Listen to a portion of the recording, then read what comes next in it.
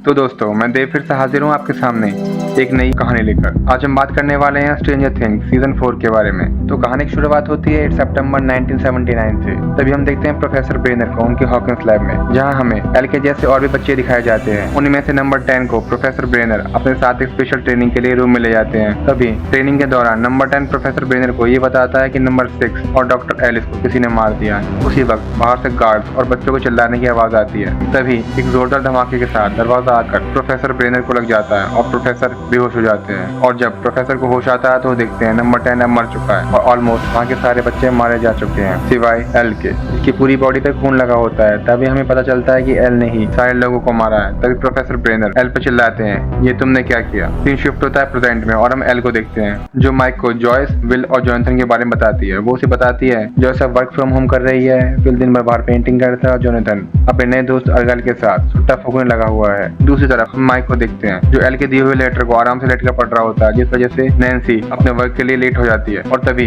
अचानक Nancy mic के ऊपर चिल्लाने लगती है। फिर हम देखते हैं डस्टिन को, जो कि अपनी जेब से अपने मार्क्स ठीक करा रहा होता है। और दूसरी तरफ हम देखते हैं बास्केटबॉल मैच के लिए रॉबिन और स्टीव एक साथ कार में जा रहे होते हैं। नेक्स्ट सीन में हमें हॉकिंस का स्कूल दिखाया जाता है, जहाँ मैक्स अपने भाई बिली की डेथ की वजह से काफी परेशान और अकेली होती है। सीन शिफ्ट होता है और हम देखते हैं लूकस को, जो कि बास्केटबॉल टीम में है और माइक, डस्टिन और मैक्स उसे चीयर्स करने आए हुए होते हैं। लेकिन मैक्स थोड़ी नाराज दिखती है, जिसकी वजह हमें बाद में पता चलती है। यहाँ हमें पता चलता है कि आज रात हेलफायर क्लब की मीटिंग है और साथ ही साथ लूकस का फाइनल मैच भी है, जिसकी वजह से माइक, डस्टिन और लूकस के बीच में बहस होती है। और बाद में डिसाइड होता है कि माइक और डस्टिन किसी और को लूकस के बदले ले जा सकते हैं। अब बात करें एल की, तो उसके स्कूल में सभी लोग उसे जेन हॉपर के नाम से जानते हैं। वो अपनी क्लास में एक प्रोजेक्ट की प्रेजेंटेशन दे रही होती है, लेकिन एंजेला उसके बनाए हुए प्रोजेक्ट के लिए उसे बहुत बुली करती है, क्योंकि उसका प्रोजेक्ट किसी हिस्टोरिकल पर्सन पे नहीं था, बल्कि अपने फादर पे था। फिर हम देखते हैं जॉयस को रशिया से एक डॉल की पार्सल आई हुई होती है। और दूसरी तरफ हम देखते हैं मैक्स को, जो कि काफी परेशान है अपने भाई बिली की डेथ से। वो अपने स्कूल की काउंसलर प्रोफेसर कैली से बात करने आई होती है और वो कैली को बताती है कि कैसे उसे अपने भाई का नाइटमेयर्स आते हैं और वो रात में अच्छे से सो नहीं पाती।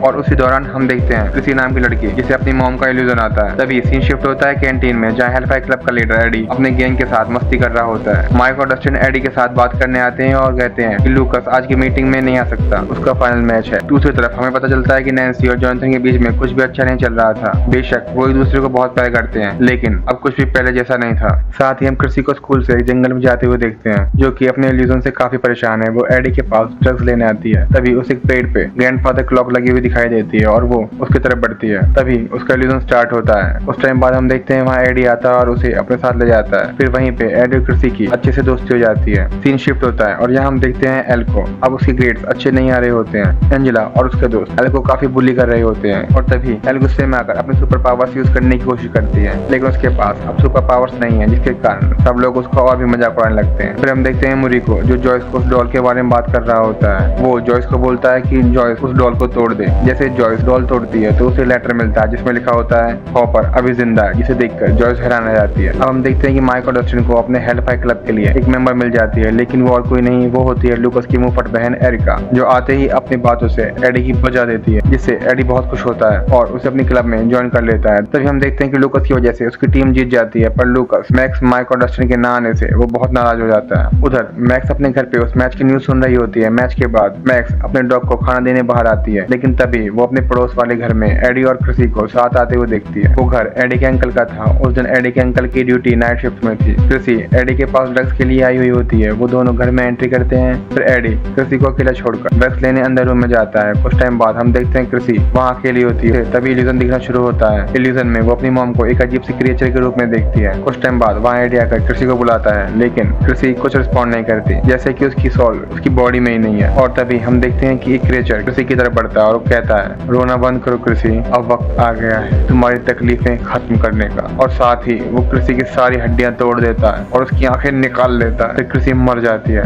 इसे देखकर एडी काफी डर जाता है। और अब हम देखते हैं पास का सीन, जहाँ ब्लास्ट के वक्त हॉपर बच जाता है और सीन शिफ्ट होता है, जहाँ मैक्स को देखते हैं। वो अपने नाइटमेयर से जागती है और तभी वो पुलिस के सायरन की आवाज सुनकर अपनी मॉम के साथ बाहर आती है। तब हम देखते हैं कि पुलिस एडी के घर पे आई हुई है, जिन्हें एडी के अंकल ने कॉल करके बुलाया होता है, क्योंकि वहाँ वो कृषि की डेड बॉडी को देख के चौंक जाते हैं। मैक्स भी कृषि की बॉडी को देख के हैरान हो जाती है और तभी उस लोकेशन से पुलिस मैक्स को भगा देती है। अब हम देखते हैं कि एल से मिलने माइक आया हुआ होता है और हम देखते हैं नैन्सी अपने रिलेशन को लेकर जॉनथन पे थोड़ा अपसेट होती है। और यहाँ हमें पता चलता है कि एल माइक से झूठ बोल रही होती है कि स्कूल में उसके बहुत सारे दोस्त हैं और वो उसके दोस्तों के साथ काफी पार्टी वगैरह भी करती है। फिर वो सभी घर के लिए निकल जाते हैं और वहीं हम मूरी को देखते हैं जो जॉयस से मिलने आया हुआ होता है। जिसके बाद हमें स्टीव और रॉबिन को दिखाया जाता है, जहाँ रॉबिन स्टीव को ये बताती है कि वो एक लड़की को पसंद करती है बट उसके अंदर उसे बात करने की हिम्मत नहीं है। और स्टीव भी काफी लड़कियों को डेट कर चुका है बट उन दोनों में से कोई ठीक से नहीं जानता कि करना क्या है। और तभी टीवी में न्यूज दिखाई जाती है कि हॉकिंस में पढ़ रहे एक स्टूडेंट का मर्डर हो गया है। और यहाँ हम देखते हैं कि जेसन और लूकस के साथ पूरा गैंग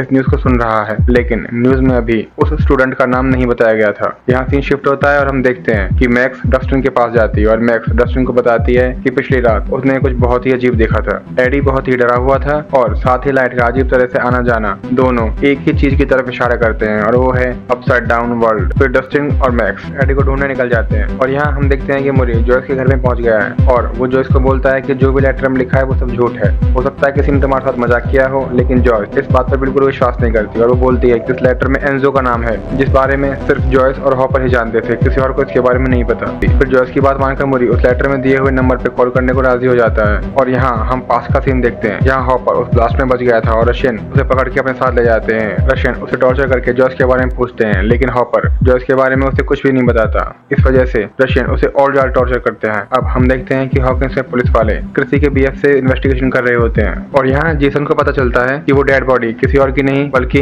क्रिसी की है। और क्रिसी लास्ट नाइट एडी के साथ ड्रग्स लेने के लिए रुकी हुई थी, लेकिन जेसन इस बात पर विश्वास नहीं करता और वो अपने गैंग के साथ एडी को ढूंढने के लिए निकल जाता है, क्योंकि उनका ये मानना था कि एडी ने किसी को मारा है और उनका ये भी मानना है कि हेलफायर ग्रुप के लोग शैतान को इंसानों की कुर्बानी देते हैं। ये सुनकर लोकस बोलता है कि रुको दोस्तों, ये सिर्फ एक D&D ग्रुप है जो कि डेंजन्स और ड्रैगन का गेम खेलते हैं। और लोकस उन्हें झूठ बोल देता है कि उसकी बहन इस ग्रुप का हिस्सा है जिसके कारण उसे ये सब पता है। लेकिन जेसन ये सब नहीं मानता और वो एडी को ढूंढने के लिए निकल जाता है। उसे लगता है कि एडी ने ही क्रिसी को मारा है। और अब हम देखते हैं नैन्सी और Fred as a news reporter उस लोकेशन पे आते हैं जहाँ क्रिसी की डेड बॉडी मिलती है। नैन्सी पुलिस को ये बोलती है कि वो मैक्स की दोस्त है जो उसे मिलने आई है और पुलिस से जाने देती है। लेकिन यहाँ हमें पता चलता है कि आजकल फ्रेड को भी दिन में इल्यूजन आने लगे हैं। इल्यूजन में फ्रेड देखता है कि वो पुलिस वाला उसके साथ पास में हुए एक एक्सीडेंट का गुनहगार उसी को मानता है। फिर पुलिस वाला अचानक मॉन्स्टर में बदल जाता है, लेकिन अचानक फ्रेड को होश आता है और वो नैन्सी के साथ वहाँ से निकल जाता है। अब हम देखते हैं कि एल, माइक और विल रोलर रिंग पे एंजॉय करने आए हुए होते हैं, जहाँ विल एल को बोलता है कि तुम माइक को अगर सबको सच बता दोगी तो वो बेहतर होगा, लेकिन एल मना कर देती है। और उसी वक्त हम देखते हैं एंजेला और उसके दोस्त वो सब एल के पास आते हैं और एल को अपने साथ ले जाकर सबके सामने उसे बहुत बुली करते हैं, जिसके कारण एल पूरी तरह से टूट के वहाँ से चली जाती है। तभी विल माइक को सारा सच बता देता है और अब हमें पता चलता है कि यहाँ पे हॉकिंस के मर्डर केस को हैंडल करने के लिए लेफ्टिनेंट कॉलोनल को अपॉइंट किया जाता है। और तब सीन शिफ्ट होता है, हम देखते हैं जॉयस और मूरी को वो दोनों लेटर में लिखे हुए नंबर पे कॉल करते हैं।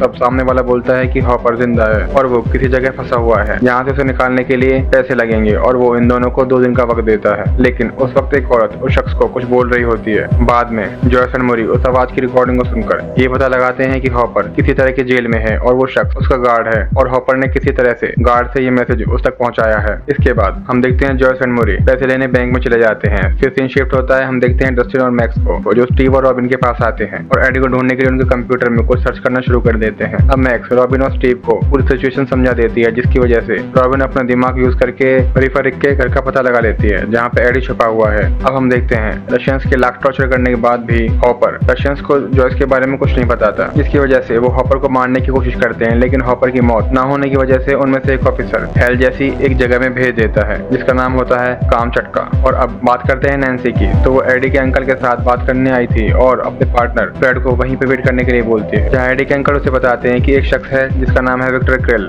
जिसने कुछ साल पहले अपनी बीवी और दोनों बच्चों को इसी तरह से मारा था जिस तरह किसी को मारा गया है। विक्टर ने उनकी सारी हड्डियां तोड़ दी थी और आंखें निकाल ली थी, जिस वजह से उसे एक मेंटल असाइलम में बंद कर दिया गया है। शायद वो अब असाइलम से भाग गया है और ये मर्डर कर रहा है। उसी दौरान नैन्सी के पार्टनर को फिर से कुछ इल्यूजन आता है और वो कुछ आवाज सुनता है, जिन्हें फॉलो करते हुए वो जंगल में पहुंचता है। वहाँ उसे एक ग्रैंडफादर क्लॉक दिखाई देती है और साथ ही कुछ लोग जो दिखने में बहुत ही अजीब थे वो उसे मर्डर बुलाते हैं और वो डर की वजह से भाग जाता है। अब सीन शिफ्ट होता है, जहाँ हम देखते हैं कि एल एक एम्प्लॉय रूम में बैठकर रो रही है और वो कुछ टाइम बाद वहाँ से निकलकर एंजेला को बोलती है कि माफी मांगो, लेकिन एंजेला मना कर देती है और एल को उनके डैड के बारे में बोलकर फिर से बुली करती है, जिससे एल उसे में आकर एंजेला को स्केटिंग शू से मार देती है और उसकी नाक फट जाती है। फिर से एल को हॉकिंस लैब की विजन आने लगती है, जहाँ प्रोफेसर ब्रेनर उसे बोलते हैं क्या किया तुमने। नेक्स्ट सीन में हम देखते हैं कि डस्टिन, स्टीव, मैक्स और रॉबिन एडी को ढूंढ निकालते हैं। तो एडी बोलता है कि किसी की मौत किसी स्पेल से हुई है या किसी के कर्स से, क्योंकि जब एडी किसी को बुला रहा था तब वो बिना रिस्पॉन्ड किए हुए चुपचाप खड़ी थी, जैसे किसी ने उसे हिप्नोटाइज कर लिया हो या